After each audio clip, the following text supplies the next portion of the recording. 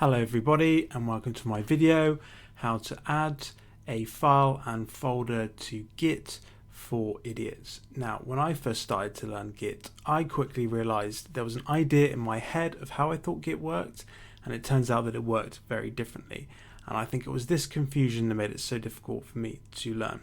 Hopefully today I can teach it to you in such a way that makes it a little bit easier to understand than when I did. Okay, so let's start with an empty folder called git test, and let's create a couple of files. So touch A, B and C. As we can see, we now have 3 files in the folder. Now to turn this folder into a Git repo, all you have to do is do git init, and now it is a Git repo, and to verify this you can just do lsa, and you can see there is a hidden file called .git.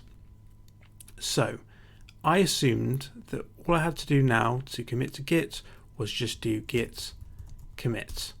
That is not how Git works. So by default, it will ignore all files that haven't been explicitly tracked by Git. To explicitly track a file, all you have to do is do git add and then the file that you wish to track.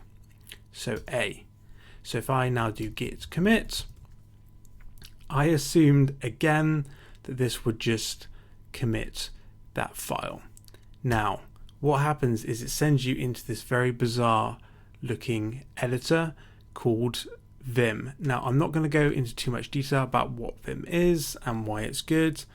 I'm just going to tell you how to get out of it. If you're like me, you're a newbie and you just kind of want to add a simple message, to escape this you hit the escape key, you hit Q, and then you press enter, and that will get you out. The way that you want to do it at the start is just do hyphen and then M, and that allows you to type a message in line, and there you go, you committed your first file to Git. Now the second thing you want to do is probably make some changes to that file. So let's echo in a change. This is a change, and then we'll put this into A. Now I just assumed you could then do the same. You could just do git commit, and then you could do M and say this is a new change, and that would commit those changes to Git. No, that is not how Git works.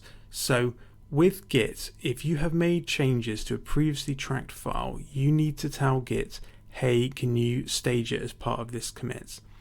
To do that, you do git commit, but you add in an extra flag called A, and this will add in the change in this new commit, and now those changes have been added to Git.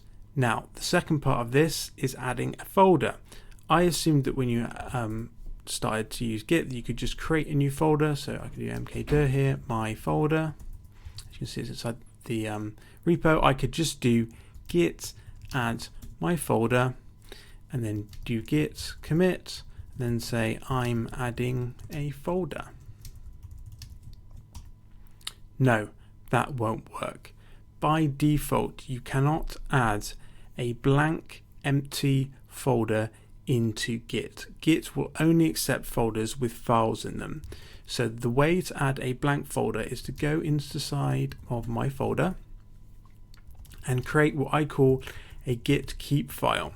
Now git keep doesn't have to have anything inside it, it just has to have something inside that folder. So when I do now git add my folder, and I now do git commit and type in I'm adding a folder, it will now add that folder and the git keep file to the repo. Okay, there's quite a lot going on there to just add a folder and a file. Hopefully I've explained it to you in quite an intuitive way. If you guys like it, then please comment, like, subscribe, and give me some ideas of some more things I can talk about.